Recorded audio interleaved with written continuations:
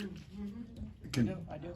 Yeah, it might help, I think. Where would that Can you be? turn the screen off, the TV, Oh, hon? here. No, I think it's, are you going to use the TV at all, Bill? No, I'm not, no. Okay, you can turn it off. Look at his power, just on the side of it, Yeah. the top button is power, this is just so that's not being. That's way over my head. Okay, we're ready. Okay, so when we talked about treasures from the attic, that I took Greg seriously, and so I had some adventures in, and I still have in one of the rooms in the homestead. It's a room is dedicated. Yes, there's still.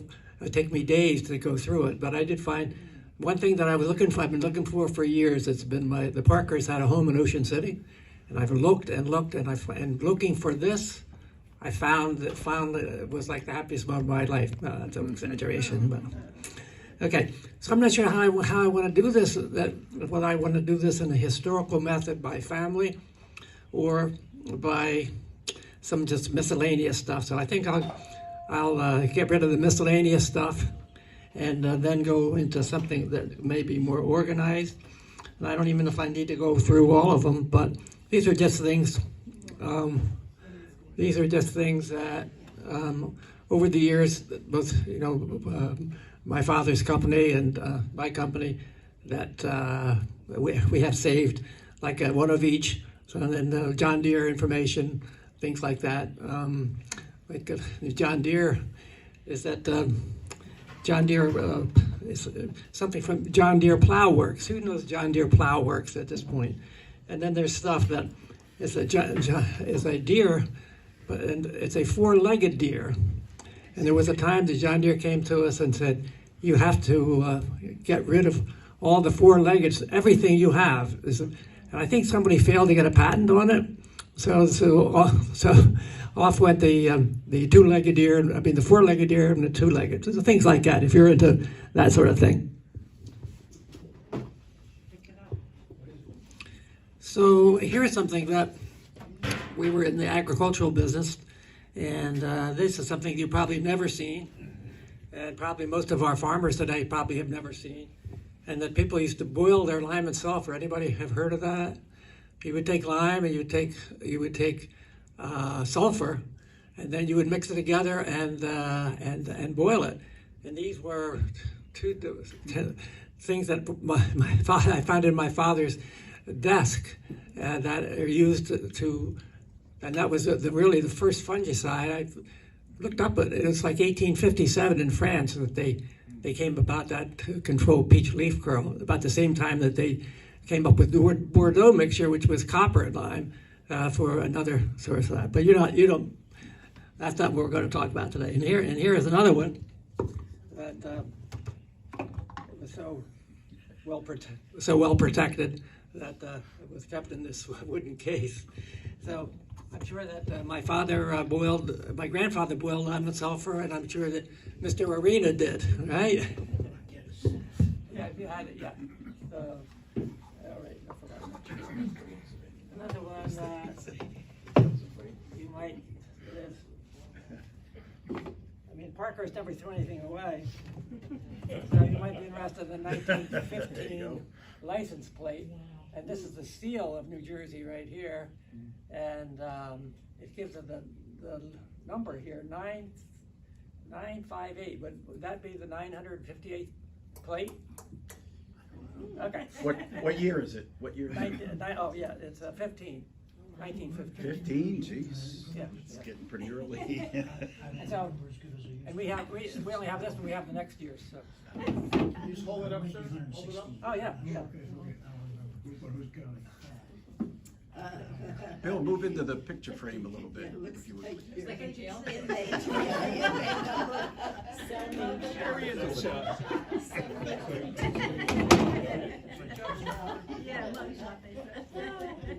Did you make that one or what?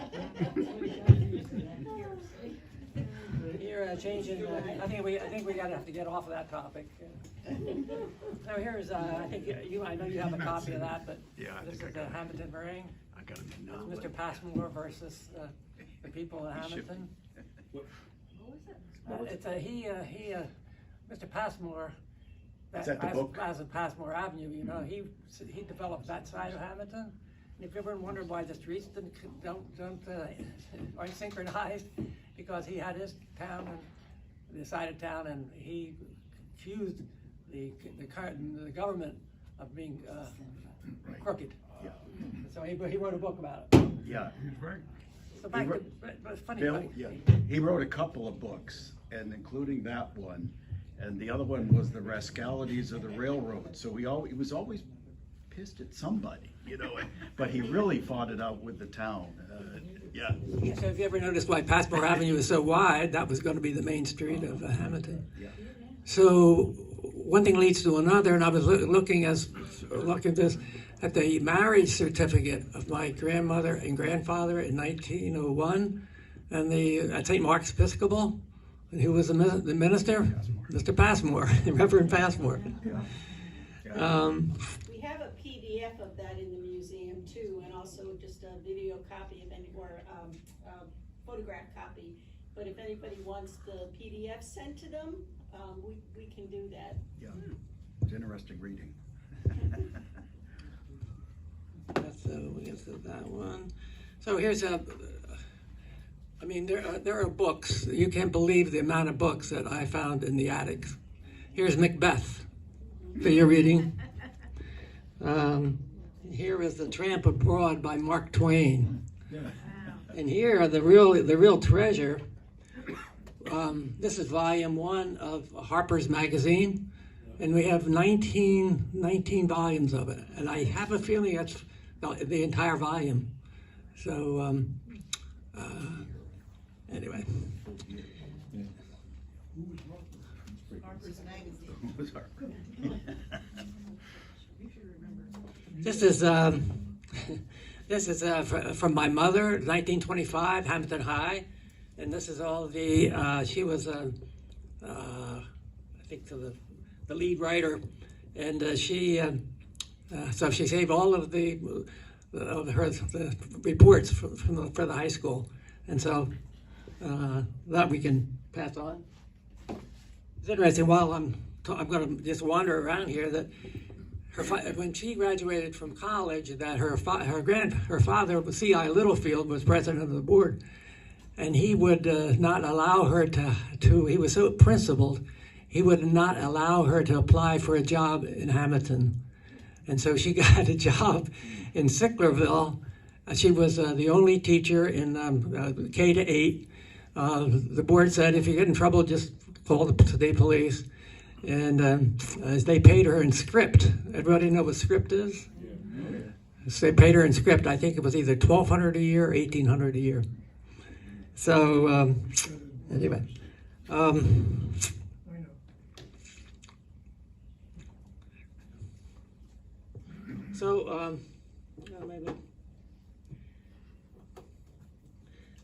Let's jump to my father.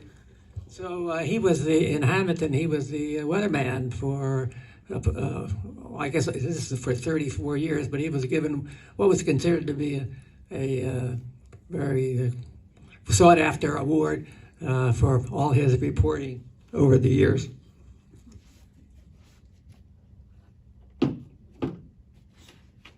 So just about everything so far. Craig, Deb, if you want it, you can have it if you really want it. Harper's. Oh no, not the Harpers. No, I don't want to break up that. I don't want to break up that volume. How much? They only have one volume of $85, but I don't know what condition. Okay, That's what I mean, so I think we should hold one. so I'm going to jump into the grand finale right before.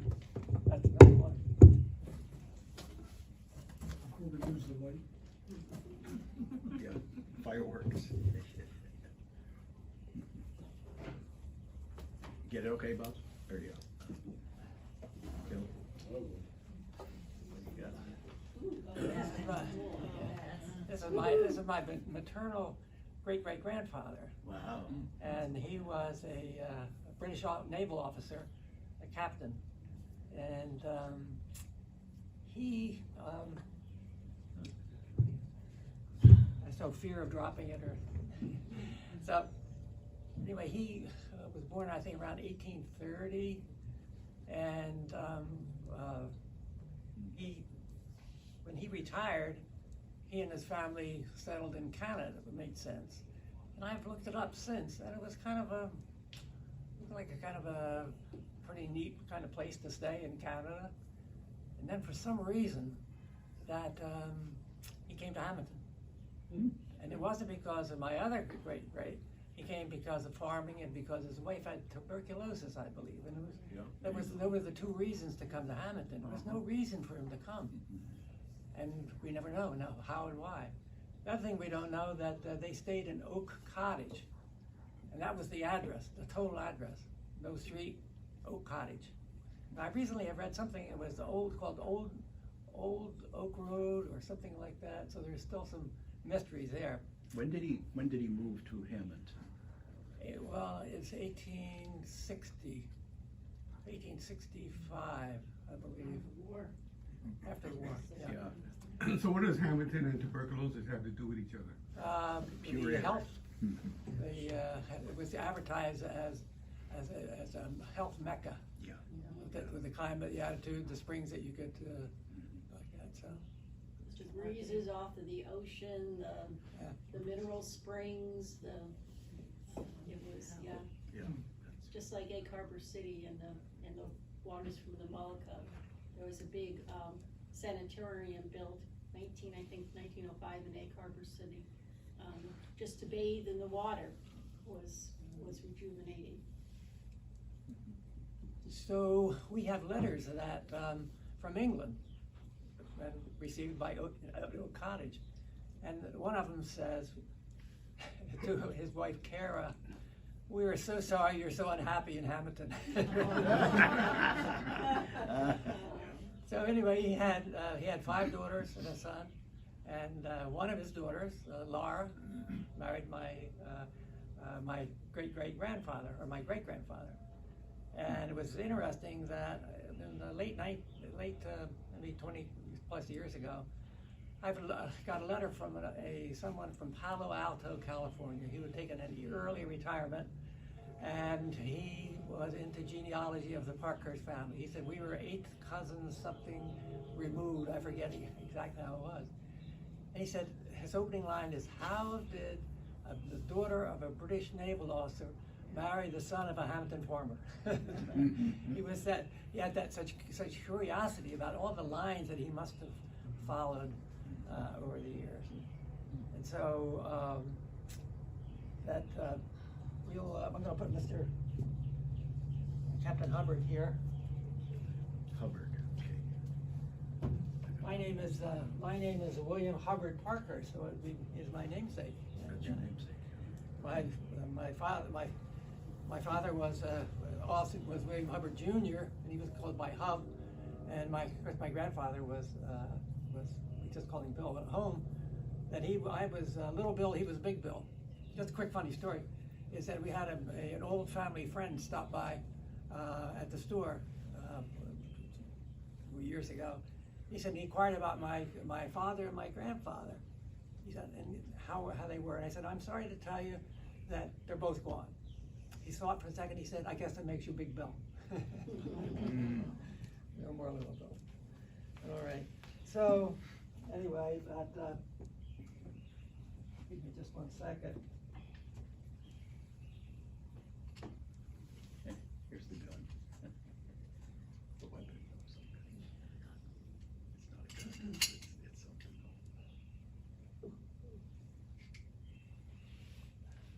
It's a naval sword. You will notice the sword in the picture. Did you notice that? Here's the sword. Yeah, is it? Wow. That's it. What's that light on the edge of the table there?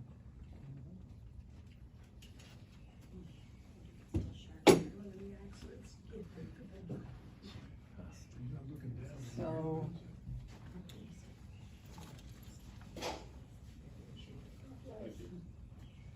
How come? was going to save this for the finale, but I think it would fit right now. Is that we were talking earlier, talking to them about letters and saving, and what we're going to lose was the computers and as far as history was concerned. So I found my mother had this watch here. It was in a John Wanamaker box, and with a tissue around it, and it said Charles W. Parkhurst. And so all my life I thought it was Charles W. Parkhurst. And then years and years later, I read a letter from the family. This is Captain Hubbard's family in Leonia, New Jersey, and they were saying that we must give Popoff's watch to the oldest Parkhurst boy at the time, so I was under the wrong impression the whole time. But this is a treasure in here, and so that's the grand finale. But I'm not finished. So then, that watch came from the captain? Yes. Yeah. Yes. That's pretty old. You can imagine that, that I've read a little bit of the logs that traveled the ocean for years and years. Yeah. And even once, like I just read one this morning. They were in Honolulu, and it was he and his wife and his daughter they were sailing to. So it was a different kind of shipping at that time. So, and then I have an added treasure. Does that watch still work or no? And it's never been. Never Never wound. been wound. Oh, it needs a new battery, but Yeah. You're probably got a battery at K&H, right? So this is a real treasure. This is a real treasure right here, and this is a log that he kept. Oh. And so not only the log describing some of the seamen on that, but his trigonometry for navigation. And so Catherine and I were on the Queen Mary 2 a few years ago, and we were invited to the captain's cocktail party, which half the ship was too. And so I said to him, my great, I told him the story about the trigonometry and so forth. And he said, today do we have to learn that same thing? So that was kind of, I never thought about it before in the age that we live in. So that is the log, and this is another log he has here that's written in such, they wrote it with of course a quill pen, and they wrote so small.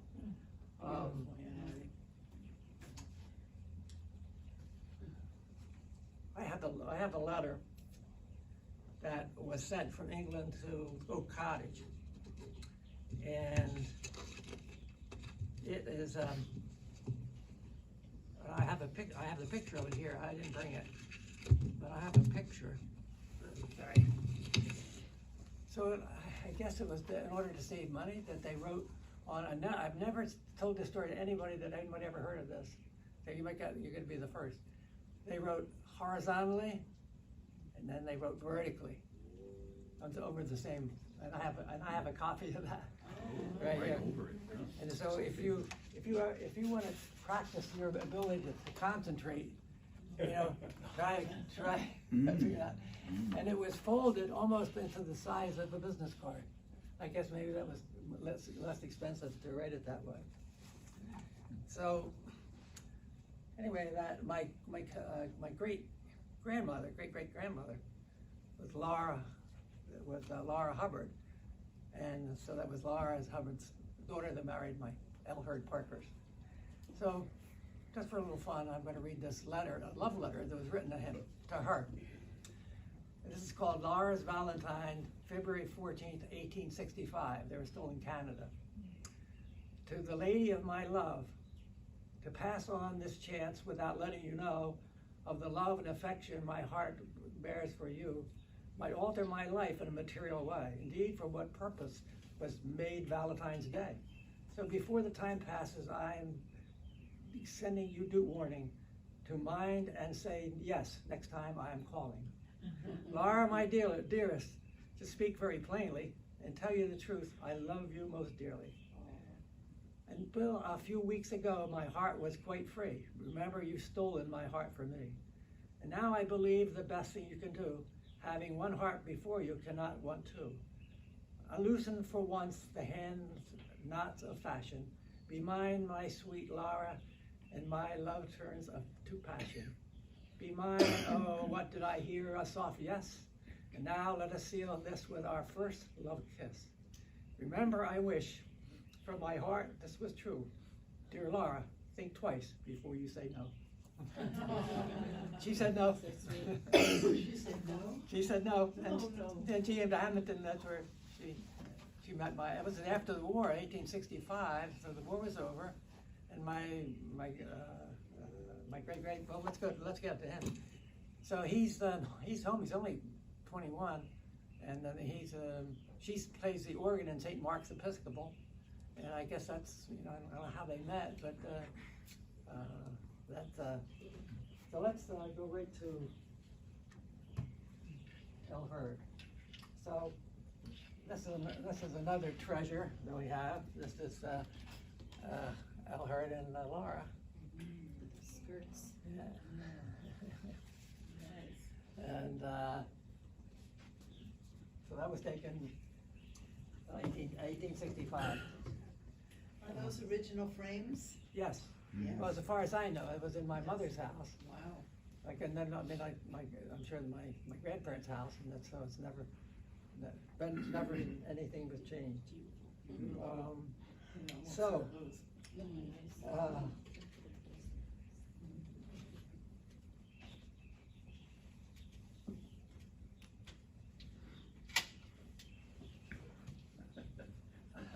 This is Al Hurd.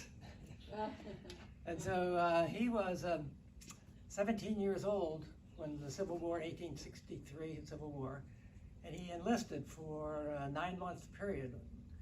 And he fought in the Battle of Fredericksburg. He was wounded there.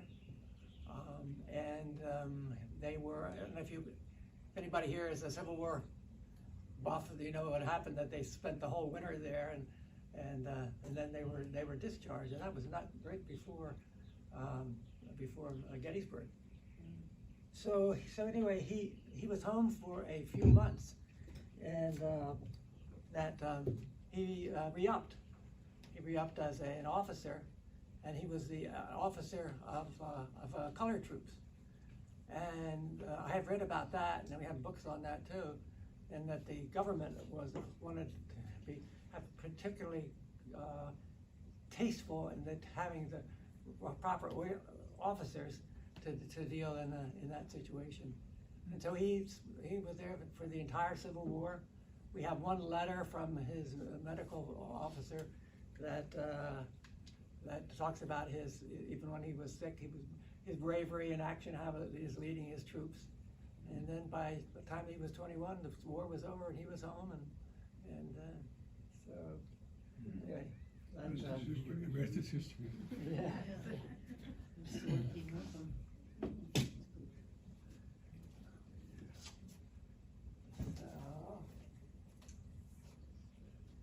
Bill, on your family side, were they into farming at that time, like 1865, 1880, or what? Yeah, good. Yeah.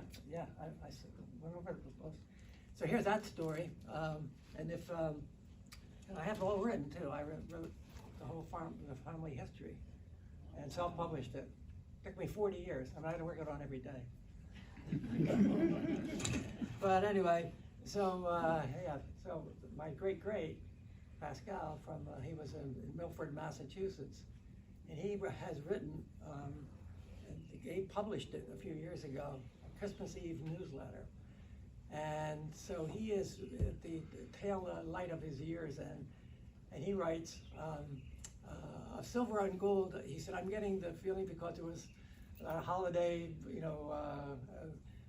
going on around the house. He said, I have of silver and gold I have none, but I write the story to tell you. And he writes this a couple-page story of his life, and we still have saved. And I kind of translated that the handwriting was tough to follow. And we went out to that Christmas. We went out to Colorado with my daughter, so we had 3 generations there. And I remember when she was on Christmas Eve, there wasn't a dry eye so he talked about his difficulties. He said when he was 21 that he worked 6 months to get enough money to buy himself a suit of clothes and to pay the minister to marry them. And so then the next step is that he took, I guess, the Erie Canal was there in the Erie Canal, and a stagecoach, and he went into Ohio, and where he hoped to make it. And 5 or 6 years later, he came back, and he writes that he started out with $125, and he said $75 of it was taken from me on my way. So he came home years later with $50 to his name. So in the 1850 census, he's a bootmaker, which makes sense, Massachusetts.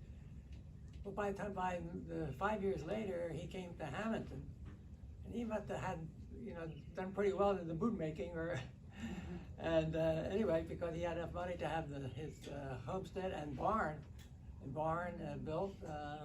I'm sure you didn't put that on a credit card in those days, so he had enough money to do that. So anyway, he did that, and he was successful. He was Hammonton's second mayor. And this is in history books. He was president of the first co-op in the United States, the Fruit Growers Co-op, in 1990. And as all co-ops have gone in Hammonton over the years, it lasted 10 years and they broke up. And so in 10 years later, that there was another co-op, and this time his son was the president of it. And so he was quite an individual. And he was also issued certificate number 1 at the Oak Grove Cemetery. Yeah. Wow. Elk Hurd. That's not someplace I want to be number 1.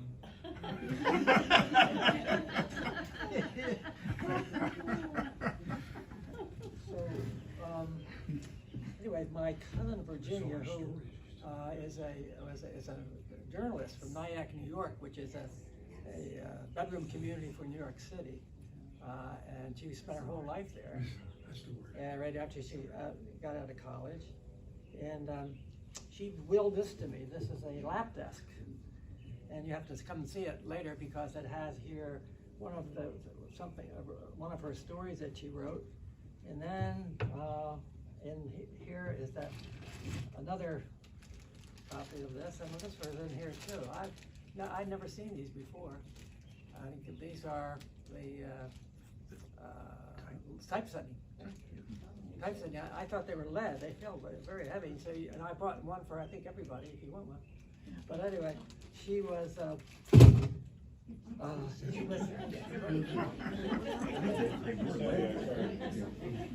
Yeah, they were lead.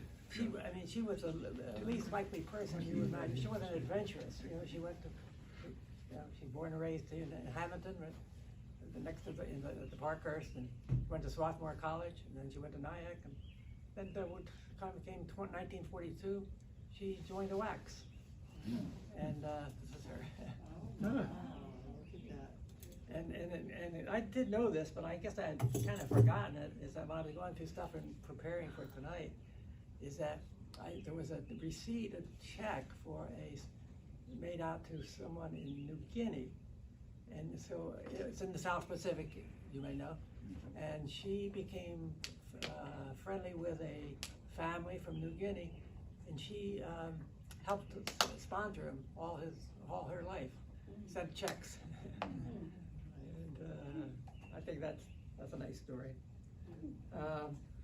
So one of the books I have here, this thing is really winding down, right? I don't have any more. Is that there's 2 books here. Oh yeah, I forgot.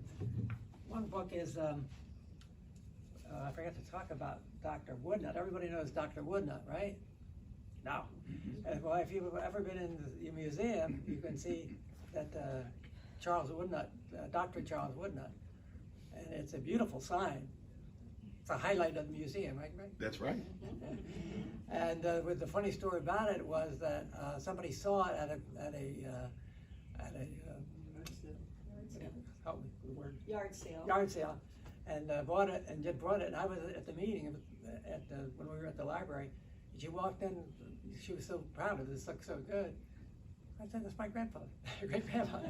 And he practiced right on Bellevue Avenue, right across from where the Turners were. And, yeah. So it's a beautiful sign. I don't know. You probably know what it's lead and chrome or something. Yeah, I'm not sure what Yeah. it's made of. Yeah. So anyway, and he was the This cool. the 7th mayor of Hammonton, and he was in the Civil War, and so this is nice because it has his signature in it, the C. Woodnut, 1863, and then we have Casey's infantry tactics, L.H. Parkhurst, First Lieutenant, 43rd U.S. Troop.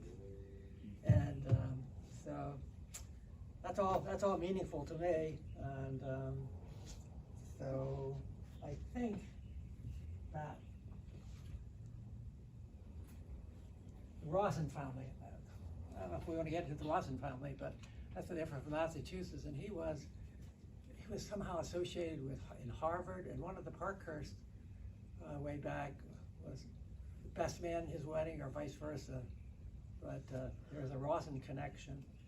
And also that Ephraim Parkhurst was a Minuteman.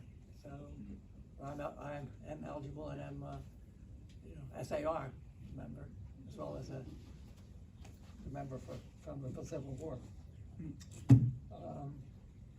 So, are there any questions?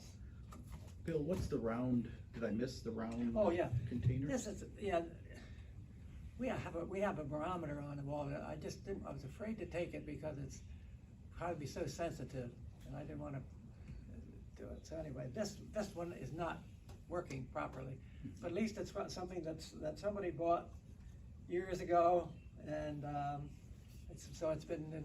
I can remember this being at my grandparents, I guess, and my mother's house, my generations. That somebody had didn't use mercury, and they just had the copper wire. I guess it was supposed to expand or shrink with the humidity. So that was, I brought along. Come to my house and I'll show you the other bottle. So is there any questions? What's the big plaque? Oh, yeah. So anyway, that the Parkhurst farm was started in 1857, and so we were awarded this by the New Jersey Horticultural Society. And if you want it, you can have it. I don't know if you want it, but anyway. And at that time, and I guess for all times, we were the oldest. We were the oldest farm Really? in Hammonton. Really? Yeah. Wow. Where was the farm, or where is the farm? Well, it's right now that it's kind of county quarter across from the Hammonton High School on the White Horse Pike, and that's where he started out. But they expanded. My grandfather owned the property on Liberty Street where the school is. That was called the Luring Place, I remember. Mm-hmm. And he owned that property, owned property on Pine Road, and they did well.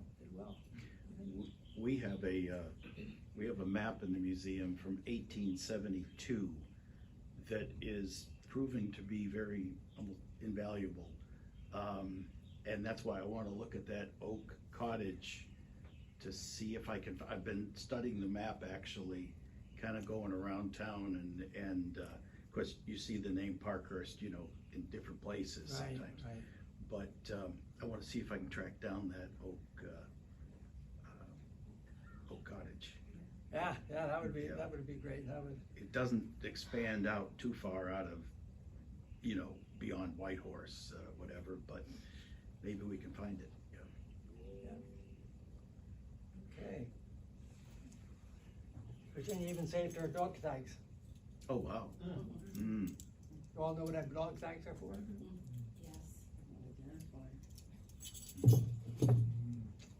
You don't wanna know. She, and she, You wanna know what that little gift is. so she loved her history. And so I guess that, anybody, any questions? Stay there so everybody can read. Any questions for Bill? Any questions for Bill? Yes, Mike? When did your family start in the John Deere business? Oh, yeah, the good question. So in 1935, during the Depression, my father, he started his total office equipment was a stand-up desk in his father's barn. And he had come home from Rutgers with a degree in horticulture and then graduated in 1929. And he started working out of his father's barn. And at that time, you sold lime and sulfur and copper, and we don't talk much about the other one, lead arsenate, but that was it for as far as as far as it was concerned. And then after World War II, then he got a John Deere franchise, and he kept expanding, made 3 or 4 different expansions. Worked hard, and he had about 3 or 4 jobs during the Depression, and his house where we born and raised it, he had Mike Ruperton built it for him for $4,000, he told me in the day. And, and before that, he lived in the homestead after he got married for a couple of years. My mother said he kept promising, it was just be tomorrow, and then anyway, you know how it goes. Anyway, any other questions? Thank you all for being a great audience. Yes. And Felix, you have something, right? Yes. And anybody else wants to do a show and tell? Yeah, I'll go back from here, I guess.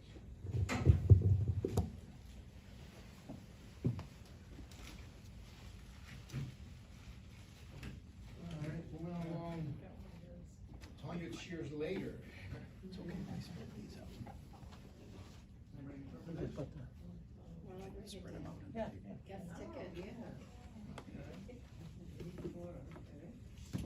When Reagan came to Hammonton, it was a guest. Because they put a fence or a perimeter around where he was, and you could not go in there unless you had one of these.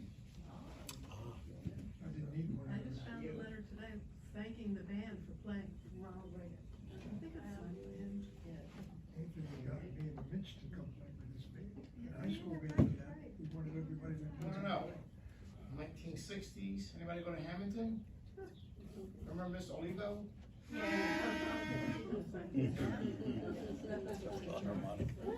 everybody into it. Is that hers? No. I worked in an old house and I found this inside the sink. Okay, I have to get it from Reverend. So I don't know. So I don't know who got it, but I Blow found it. one at a time. That's better, there we go. Was she the music teacher? Yes, she was.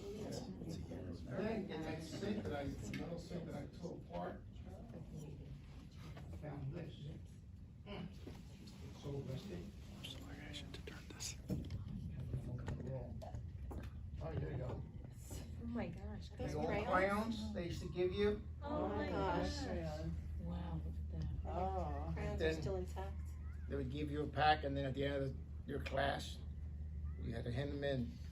This person didn't hand them in. That's why it was in the sink. And then you would stand them up and. What was it used for?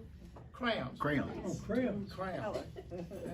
You only had the 2, 4, 6, 8 basic colors. Basic, yeah. Jeez. Now there are 26. American Crayon Company. They short colors. Same basic color. Yeah. Just things that I found. Rooms. What is that? Remember that? Oh, yeah. Oh, yeah. Put it in 45. Yep. My son found this, an old Robin tin. Batman and Robin. Oh. Okay. And my wife saves this, her first flip phone. Oh, tiny. That was better. Wow. Hello? Yeah, I'll be home soon. Okay. Who is this? Actually, it's Star Trek. All right, and that's it.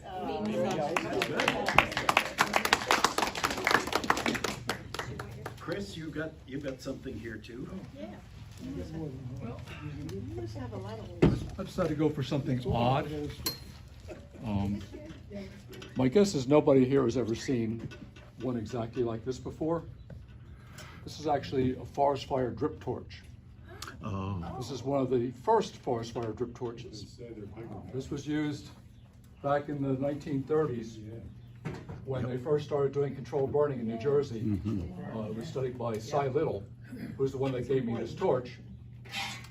And he was at the Northeast Forest Experiment Station, which was then located on Lebanon State Forest. And one of his workers was a fellow by the name of Tiny Crammer. Tiny, so named because he was about that tall. And Tiny Crammer basically devised this torch, which is it's absolutely ingenious. I mean, you have to have a bottle to hold the gasoline. What kind of bottle? Gasoline or kerosene? Well, this one happens to be a Musselman's apple juice bottle. But yeah, just a quart bottle. But he designed it so that there's actually a funnel built into the torch. So you can pour gasoline in and not spill all over the place. Once you get your gasoline in, you're all set. Spring loaded in the bottom. Just drop it in. Has a valve to open up. And there's a little piece of steel wool stuck in the end. That's designed so that once you light this, it'll actually hold a flame. So you walk along with a quart of gasoline, but with this tube with the piece of steel wool in there, it's only going to drip. So it's putting flaming drips at whatever pace you walk. So you can set a lot of fire with one of these little things. And Tiny Crammer, when he retired from the government, actually went to work, designed an all aluminum version of one of these. They still sell them and use them today. Really? When you're doing controlled burning, that's the torch you want, because you can go for a mile or two with one of Tiny's Cranko torches. Same thing with this. With a quart of gasoline, you could probably light a half a mile or more of line. When they actually have a wildfire, they use something called a Western torch, which just shoots out a big spurt of flame. Gets it going a lot faster. But it was just an absolutely ingenious design. And one of the neat things about Tiny's torches, he numbered every single one of them. And this happens to be number 6. So that's the 6th torch that Tiny Crammer ever made in his career as a forest fire drip torch manufacturer. Did he patent it? Did he patent his design? Not this, but the Cranko torches are patented, yeah. And you By can still him? buy them today. By him. That's wonderful. Yeah. And it all came from that design. Wow. Now just imagine, a single tube of aluminum with another tube of aluminum for the handle, but this part is identical. Wow. Has the same little valve and same piece of copper tubing and the same piece of steel wool in the end. Amazing. Identical to his original design. They use gasoline? Yes. Absolutely. They still do. Now, for safety, forest fire now uses a mix of gasoline and diesel fuel. Right, so it won't explode. Yeah, well, no, they never really exploded. I've set a lot of fire with gasoline torches and Still standing. I once had Better man than an me. old 5/4 ton Jeep truck, because as part of my job, I was a forest superintendent for 30 years, and as part of my job, I was also designated as a fire warden for the state. And one time I was riding along, and I happened to have a 5-gallon jerry can, the old-fashioned Army can of gasoline for the drip torches sitting on the outside of my truck.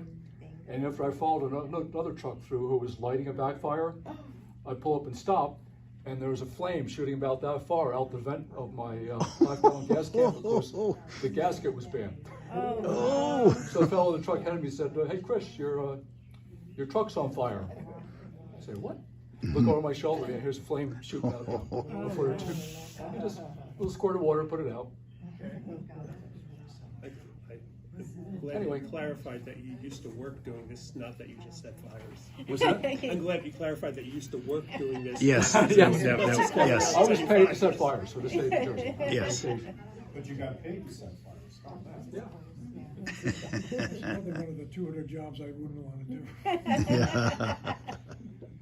Yeah. That's literally one of the, in the last year I worked on one of the biggest fires I ever worked, which was the big one that was out in the Pine Plains that almost took out New Gretna. Mm. And so that's what we did. Anyway, something different. Yeah. Thank you, Chris. So I just thought of something else I want to share. So this was from my grandfather, and this was from the Spanish-American War. Oh. And so when they got the call, he and his cousin both joined and ended up in Jacksonville, Florida. And that's where they stayed. And you all know the Spanish-American War didn't last too long. Teddy came, took care of that. But anyway, he was given up by, because the situation was one of those things is that they didn't have the proper supplies, and they found out 2 miles away they had 2 train cars loads of, nothing was, medically it wasn't. So he was given up gone by the medical team for malaria. So, and again, the letters that I have from my cousins from Ionia said Billy and Fred are home after they got discharged, and he said all they do is to eat and sleep.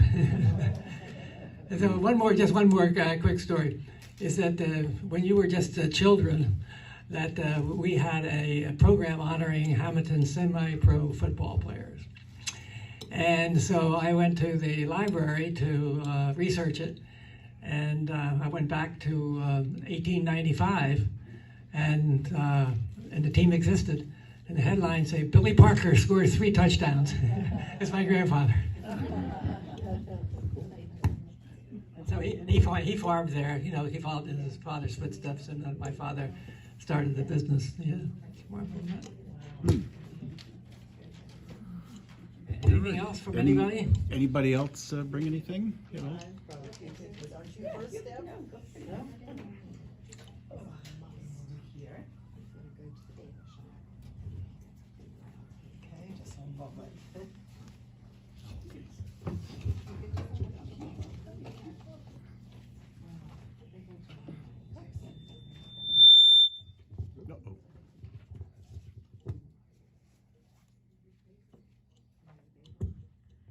The owner of my home on Bellevue Avenue is Mr. Mumford. His daughter Nettie was a school teacher in town, but she was also a gospel singer, and she sang at Ocean Grove Auditorium. And here's a few of the brochures from Ocean Grove, a description of the organ that they had in the Ocean Grove, New Jersey auditorium, and her recitals. She had a recital at 1421 Arch Street in Philadelphia, January 9th, 1913. Some more of the things from the Ocean Grove Auditorium. And I just grabbed a few things, and that was about it. And I also have one of her books, the Ocean Grove Christian Songs, and it has her beautiful signature inside. So that's it. She was also known on Bellevue Avenue for having the most glorious gardens on Bellevue Avenue. So, never married, or anything like that. Where did you live on Bellevue? At my house. Oh, at 442 your house. Bellevue. Okay, Yes. what's your house? I'm sorry. We have a lot more information about the Montforts and the museum, some pictures of Nellie. Yeah. Oh, okay. Yeah. You do have pictures of her? Yeah. Well, I gotta come get those. And I'll put these out. So in Ocean City, that was dry, and on Sundays you couldn't buy anything. In Ocean Grove, that you couldn't drive on Sunday. Right, all right. And they put chains up close to the entrance. I don't want that. I didn't really bring an antique, guys. I brought something that the memories are kind of antiques to me. And people ask us all the time, what's an antique and what's the value of this and the value of that. And to me, the truth is the value of it is if it makes you happy and it brings back something that made you laugh, then it's valuable. It doesn't have to have a monetary value.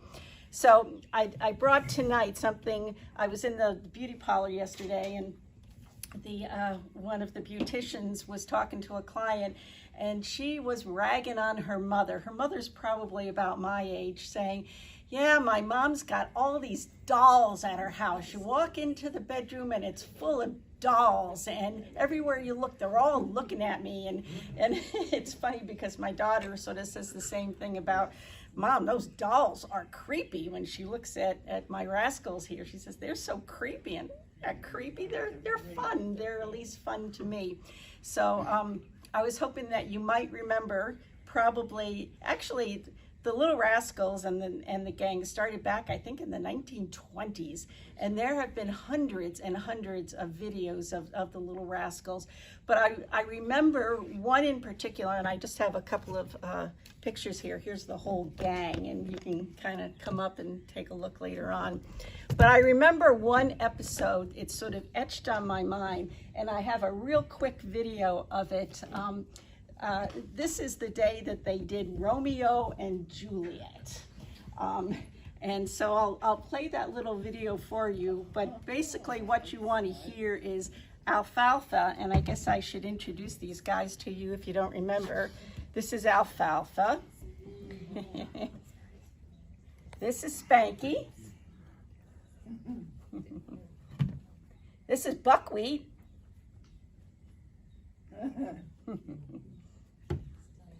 This is Stymie. Uh-oh. Yep. Stymie lost his hat. Anybody remember the girl? Darla. Darla. And of course, the set's not complete without Petey. Petey is the dog. So they're doing Romeo and Juliet. And Alfalfa is Juliet, dressed up as Juliet. And he says, Romeo, Romeo, where art thou, Romeo? And Buckwheat comes up and says, here I is. And it's just a funny little thing that I think about. So if you don't mind, I'm just going to play that real quick for you. I tried actually to get the whole video on the screen here, but it's on YouTube, but I think maybe it's proprietary, so I can't actually get it up on the screen. But I can get the volume for you. Let's see here.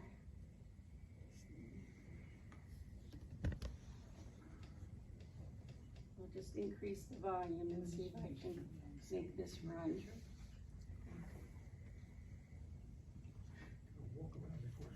Maybe.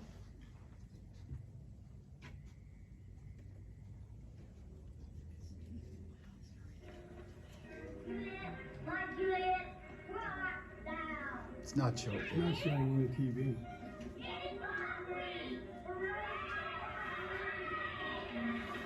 Yeah, they're making money for something. I can't remember what it is.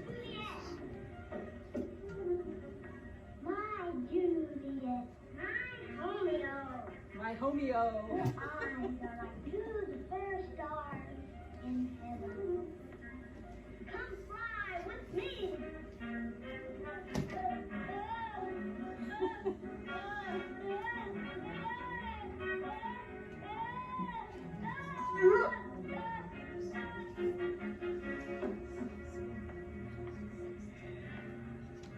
Over the ladder this time. Okay. Time to listen. Yonder awaits the black horse. Hold on tight. Anya!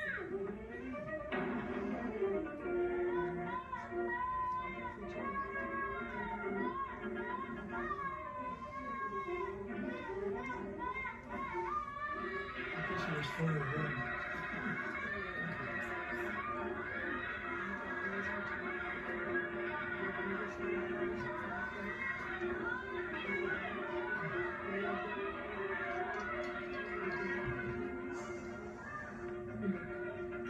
Great idea. They say that is what they did.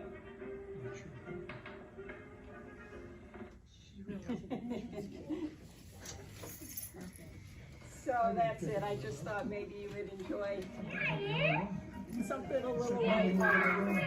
Good night, babe.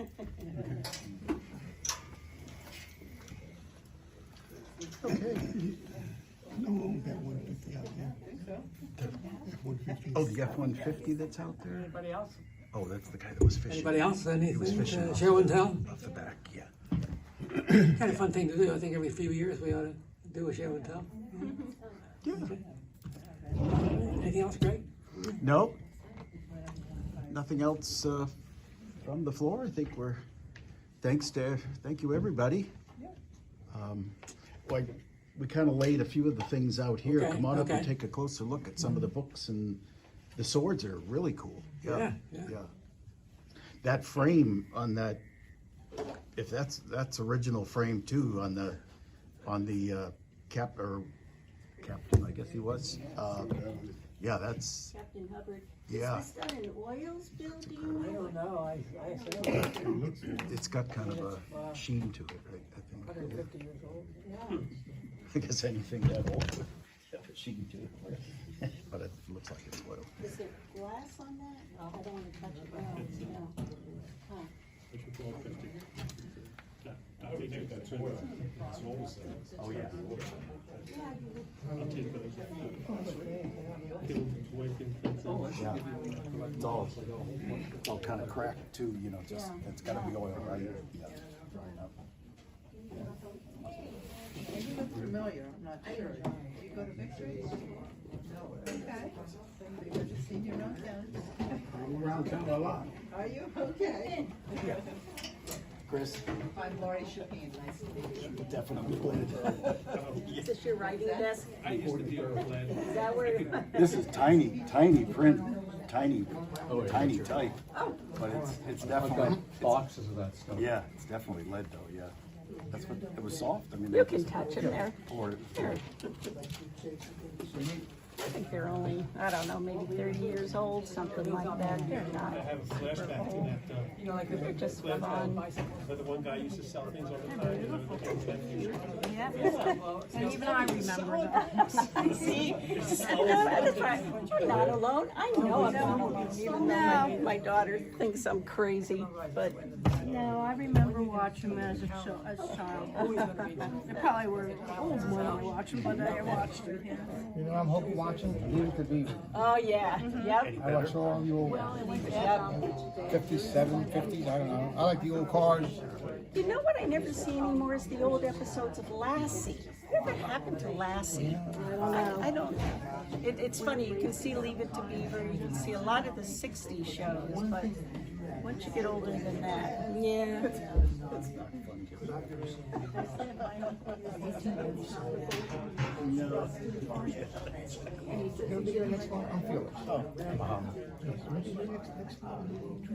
Next Historical Society meeting. You know what? Because I have a camera. Something is clipped off and doesn't let me see. people stuff.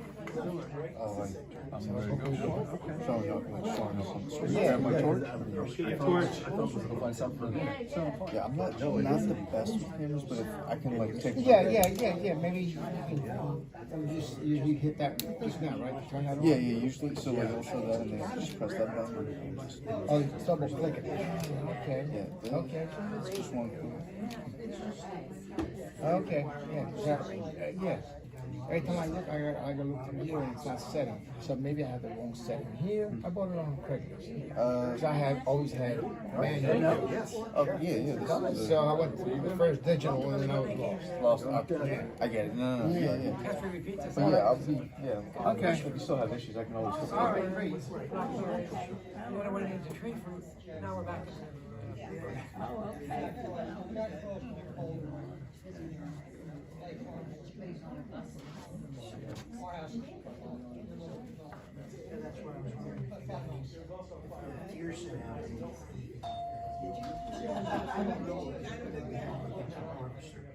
He's got a lot of stuff by the cadets. We would have got some little model cadets. All right, we'll see you. Thanks again. You know, like you were saying, the values to you, the values not to too many other people. Like the Hess.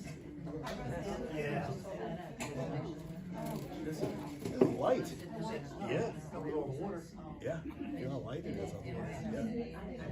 They didn't have titanium. Oh, they were for your print? Yeah. Yeah, no, I've never seen it. I always heard of typesetters. Yes. Never knew exactly what they did. Can you imagine the, oh, it was a lot of work. Yeah.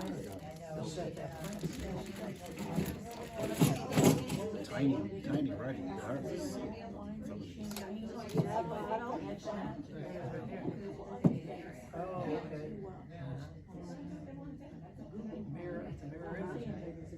Yeah, that's what I mean, but I don't think they should. Think backwards, that's for sure.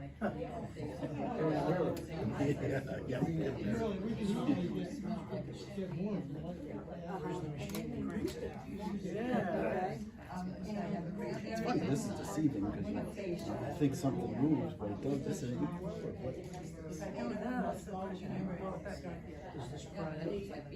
No, it looks like it should, but yeah, it looks like that's a hinge down the bottom, but it doesn't. A lot of these blades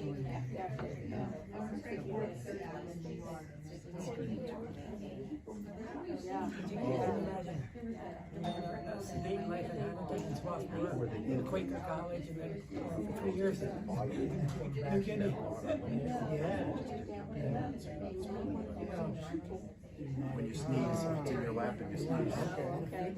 Yeah.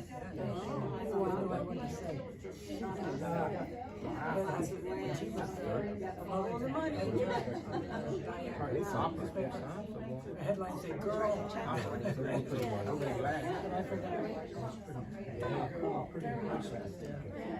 But she was never campaigning on that. She just the way that her life was then. How's it going?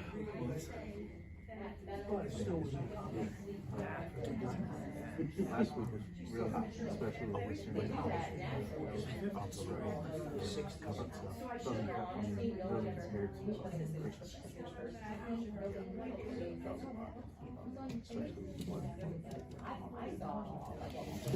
I can imagine my mother lived like a technical and here's the K-8. Yeah. You know, call the police if you get in trouble. Goodbye. Somewhat more relaxed. Until yeah. Hang on again. In fact, their father wouldn't allow her to smoke. I thought that was so good. Know that. Yeah, you gotta hike it to get here. I love doing this. I would say. Yeah, we have a lot of passing law against it. I thought that's what.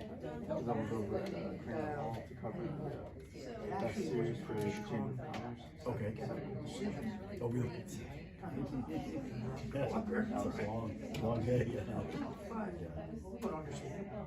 But certainly everything's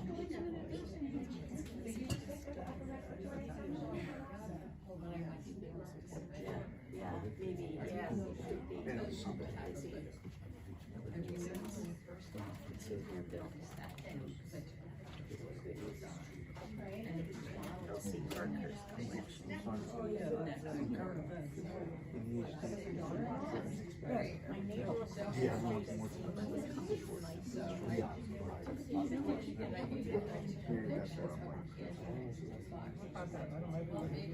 I guess. I said, why don't you come and bring it? And I should have told him I would bring it. Yeah. Until I was 12, you know, and then moved away, and it's a relatively small rural town. But this is I run into this too often anymore. Yeah, I mean, the stuff that we're getting into,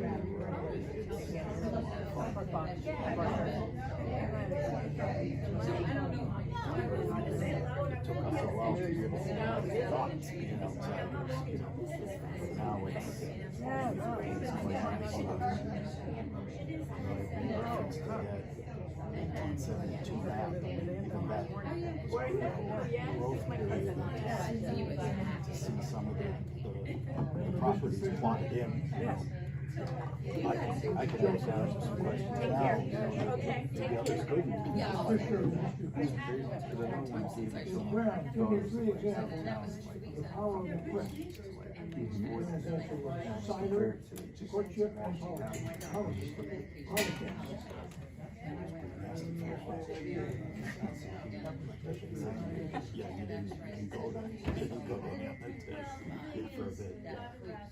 Bill, you want to take care? I visited Mr. Fisher.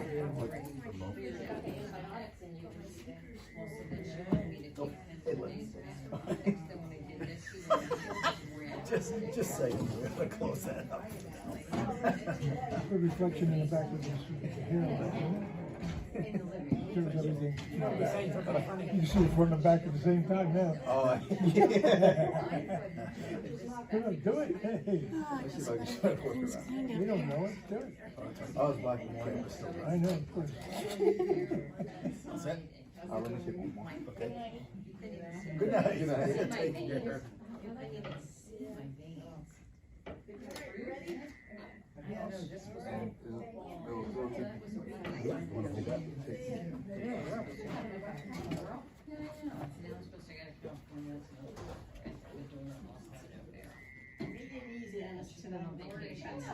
I noticed that, that's great. 1857, you don't look that old. Thank you, Tom. All these different places.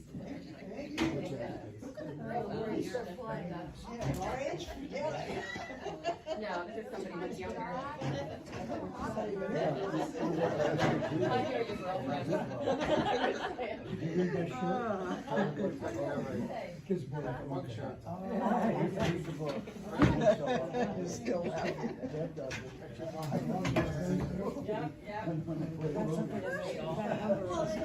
But I really have a trip.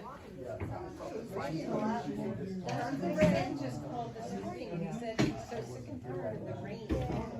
Just freaking sick of the rain. But he's in Southern, right? He's in Los Angeles. And they're still He having said a it's lot? just it was raining again today when he called me this morning. We're back from the debate with Bowie, the first time raining. She had an umbrella, I had no idea what it was.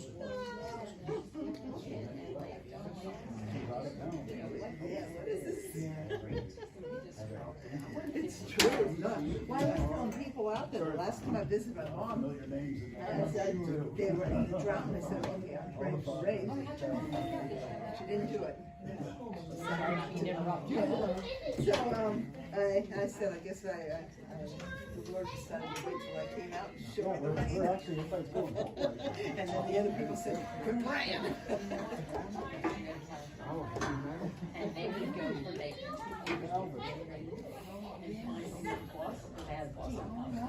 Stop, Joe. No. Let's go. I know, they're all coming over here. Oh, we just got a Venus flight. Oh, dear. Gio, concentrate. Let's go. Stop. Gio, stop. It's time to go home. It's time to go home. Oh, yeah. You need a hand moving it? Sure. Yep. Thank you for that. Take care. I got you.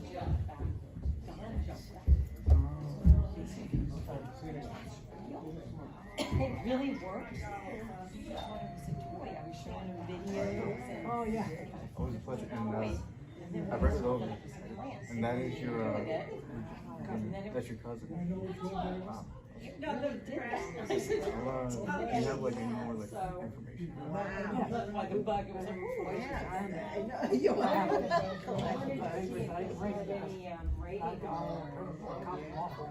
Things that were written about it when she retired. Okay. No, I don't want to do it. Yeah, I saw that you had a box there.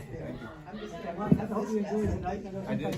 Like some of the meetings you have to sit through. My dare, don't cutting under my arm, but I haven't dare get rid of that book, because I just looked it up on my phone. It's from 1859, the first volume, and you said you have 19 volumes? 19 of those books? No, 19 volumes in that book. Actually, a couple of them down. Put that just on top of there. Cause I'm trying to think, what book did we just find?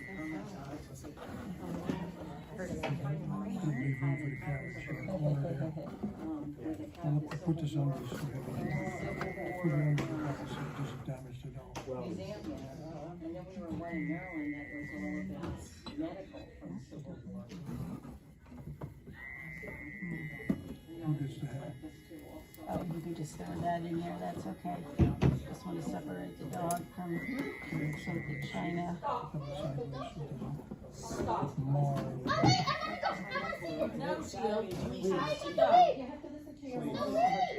Gio, Everybody's gotta go home. let's go. Gio, clients, Let's go. You have a week. I know, but we're all closing up. We'll will see you you be next my time. client? Crazy in the car. Hey, tell me where I want. Okay, sometimes there is. Oh, the cookie's my favorite. Can I eat that? No, somebody's already eaten that. Okay, it's yours. Tomorrow, Oh, you have cookies? I love cookies. We'll see you soon, or maybe it was. Okay, you all can be my friends. Okay, let's go. And so we can play the Wii tomorrow. Maybe. Let's go, Gio. Mommy, do we come in tomorrow? I don't know. Let's go. Thank you. You're welcome. Let's go. Let's go.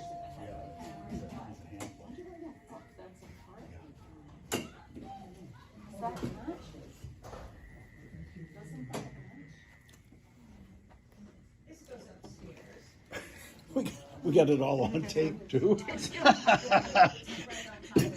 we